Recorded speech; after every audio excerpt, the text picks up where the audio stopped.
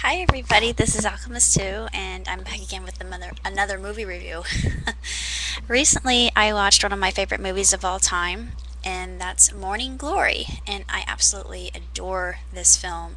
It is a sparkling romantic comedy that parodies and satires morning news programs and generally media itself, but it is very well written. It is just fantastically done. The cast and crew are superb. It is exceptional, and it is a rollicking comedy. It is one of the funnier movies I've seen in a great long while.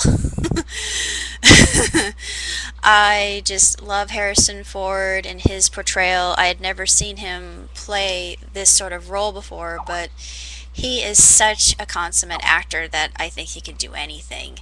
And he plays a curmudgeon quite well. He plays a very detestable character that you just loathe, but then you see that underneath that there's a reason for why he is so jaded. Of course, another actor who is involved is Jeff Goldblum, whom I dearly love, and he plays the boss of this daybreak show. And of course, he hires this young upstart, Becky Fuller, who has a lot of moxie, and she's got all these great ideas to make what was once a struggling news firm to start getting ratings once again. And of course, this doesn't happen until she recruits Mike Pomeroy, who's played by Harrison, quite spectacularly, I might add. And he makes this reference that he's won Pulitzer. He won a Pulitzer. He won so many Emmys. He wiped the fevered brow of Mother Teresa. I mean, that line in and of itself I absolutely love because it's comic gold. It just shows you how detestable and how beneath him he thinks that this job is because he thinks he's better than everybody else due to the fact that he's had such a lofty career and has so much clout behind him. And he just comes across as self-absorbed and a bit of a jerk, which is rightly assumed of his character. Is not really. It's just it's so overt that you'd hit it like a wall if you were not looking where you were going. As far as movies are concerned, this is one, like I said, it's one of my favorite comedies of all time, and there's just tremendous chemistry, and Diane Keaton, oh, I love her. She and Harrison just have this explosive chemistry together when they're bantering, and it is just hilarious.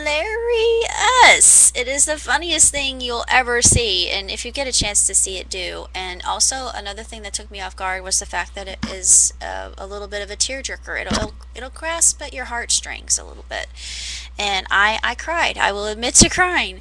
It's just, it's very touching. And in the end, you see goodness come out of, the muck and the mire, and it just proves that perseverance pays off, and that gung-ho spirit is what makes Becky such a likable character, and she boosts the morale of the show, basically. And I'm not going to say how she does that, but that's a small spoiler. But as far as movies are concerned, I give it 5 stars because it's just fantastic. It is truly marvelous. Really, one of the most stellar comedies I've seen in a long, long, long time. And if you want to see it for the cast and crew and the guy who plays the weatherman on Daybreak, Ernie. I'm not sure what his name is, what actor plays his role, but oh my gosh, he was a riot. Pay particular attention to the scenes that he has. It seems that they're always putting him in some kind of precarious, dangerous situation later on in it. My favorite scene, and this is just a spoiler, I'm sorry, but I just love this scene so much I have to share it. When he's reporting the weather from the roller coaster, and when he goes over that first hill and curses and screams all the way down. He's just going, yeah, I can't say the word because it's not a word that a lady would say, but he's dropping F-bombs everywhere. It's just so funny. That part still makes me laugh to this day. Think about it and just start cracking up.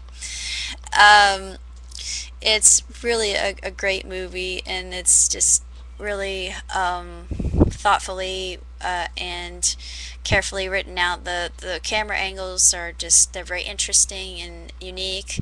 The soundtrack is perfect. It matches the mood and the characters so marvelously well. That just cosmopolitan feel of New York, it gives it that, and I love it. I don't know everybody who was involved, but whoever was in charge of putting every little bit and piece together to make it feel like a real news show, kudos, because they were who whoever, they're all geniuses, and that's all I can say about that in particular.